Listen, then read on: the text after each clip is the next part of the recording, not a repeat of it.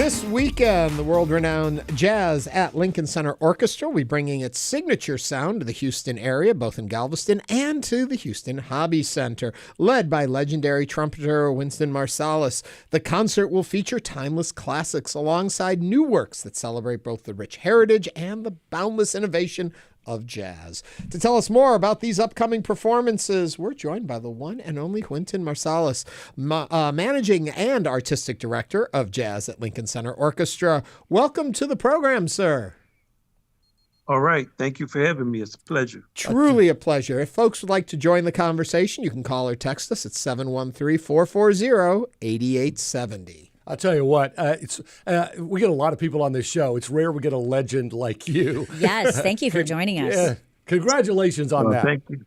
I tell you, what do you think has been your enduring musical abilities there? I know you were born that way and took a trumpet at 12 years old, but what is it that's kept you on top for so long? Your secret sauce. Yeah, what's the secret sauce, Whitney?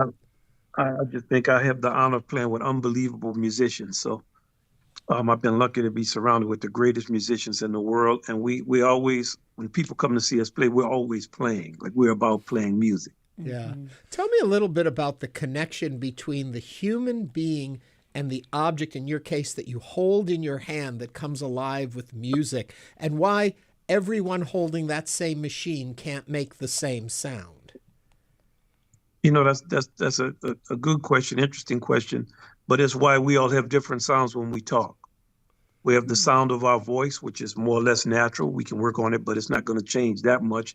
But we also have what we are able to say, what we know, and what we want to say, and why we're saying it. So music has those same things. Like if you listen to someone like Louis Armstrong play, you almost don't think it's a trumpet or an instrument at all.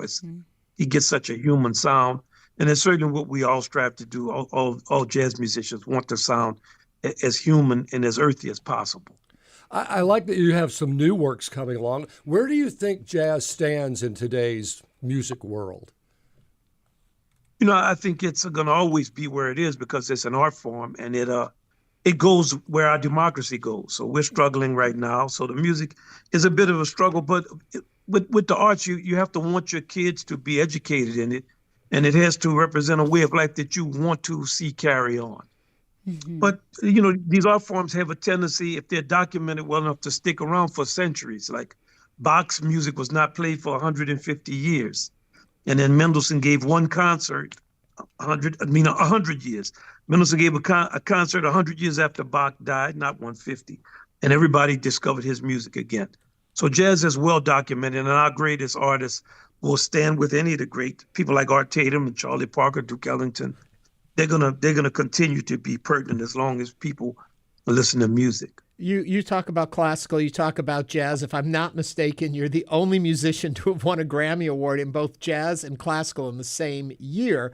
What do you see as the connection between when we think of jazz and we think of classical? Where do they really meet? Well, the forms are the harmonic system is the same, the 12 keys. The instruments, trumpet is in classical music, it's also in jazz. The concept of development, like you start with one theme and then you go from one thing to the next. It's like Romance languages. The English lays out a certain way. So it's much easier for us to learn pieces in classical music than it would be for us to learn some pieces in Eastern music or some pieces in African music, because the system and the way of thinking is very different. We know horns. I was going to say trumpet especially, but you think of trumpets and bugles.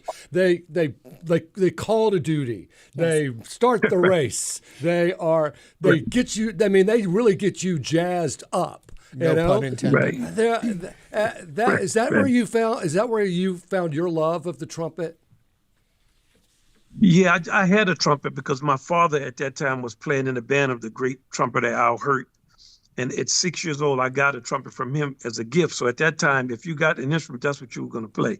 But we are a herald instrument. I always tease the saxophone players, and I say that the trumpet is in the Bible plenty of times. Do we see a saxophone in there anywhere? Nope. Mr. Marsalis, you know, jazz is unique because of its emphasis on improvisation. When you are with your other musicians, how do you all come together to kind of have that that unique balance between improvising and still collaborating and making it sound like jazz? Well, jazz, that's also an excellent question. Jazz is about improvisation in the context of a form. Mm-hmm. It's like with our Constitution, democracy can work if you want to follow the Constitution, or if you want to work on it. However, if you want to get around it and you don't want to deal with it, you don't have to deal with it. You'll figure out ways to subvert the practice of democracy. Jazz is that same way. Now, we subvert it by playing too long solos, being unbalanced in the rhythm section, drummers playing too loud, bass players turning up amps, horn players having monitors that mainly feature themselves playing, on and on and on. We have ways to subvert playing, but we have governors. We have the freedom of improvisation, but the concept of swing is a concept of balance and of sharing space. And swing is what makes you not play too long, makes you listen to other people's playing, makes you try to find a way to nurture the common space as much as you nurture your own. Beautiful. Talk to me a little bit about playing with the Jazz at Lincoln Center Orchestra, and where I assume you have all found to make this dance work. Man, they're so great. I mean, what can I say? We now have a lot of new compositions.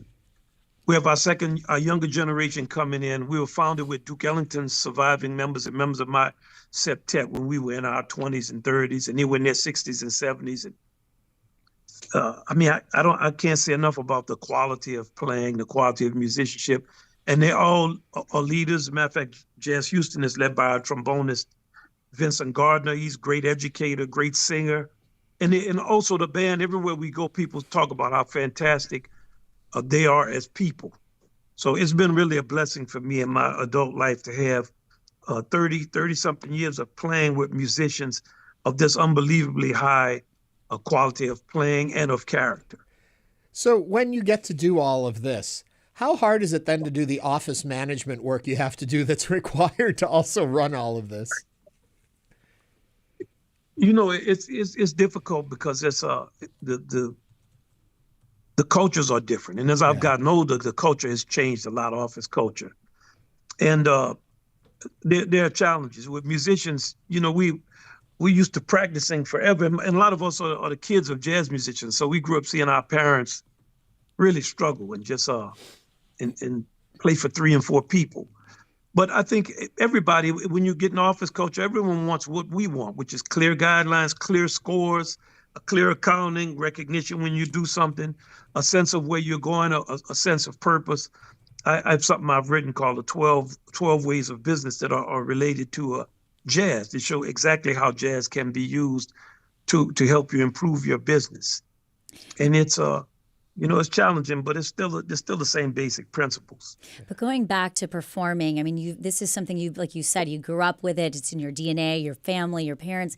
How do you stay fresh every night? Where do you find that inspiration, year after year at such a high level? I was in a club with my father. I grew up in clubs from the time I was literally born. 1, 2, 3 years old, I was in places. I was always the only kid in places. And of my father's kids, I was the one who always went with him. One night we were in a club and it was like 2:30 in the morning and I was the only person in the club except another patron who was extremely drunk and sleeping. So I went to the piano and I told my father, man, let's go. It's 2:15, let's just, because he closed the club up. I said, man, let's go. And he said, and he didn't, my father was not big on using profanity, talking to you or being aggressive. He's not an aggressive man. He's a very spiritual kind of man. And he told me, sit your behind down, but he didn't use the word behind, which was unusual. He said, sit your behind down and listen to the music for a change. For all the years I've been in the club, I never actually listened to it. So I would remember just sitting in the club. I was about 11 then, and looking around and said to myself, what makes somebody want to play this good for no one? Mm. And at 2:30, he stopped, and we drove. It took us 35 or 40 minutes of driving to get home from the club. Was in New Orleans. We lived in Kenner. But that was a transformative moment in my life, and I go back to that all the time. Sometimes I play really big concerts. I played for elementary schools, and I always just remember how he played that night.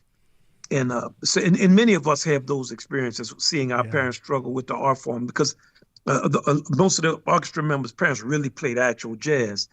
And it's an honor for us to play. So I feel like every night. Last night we were playing. We were like, we're up here to play. Let's go.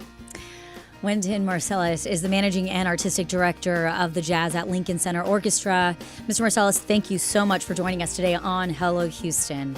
Thank you. Thank you. Thank you so much for having me. It's been a pleasure talking with y'all. This week.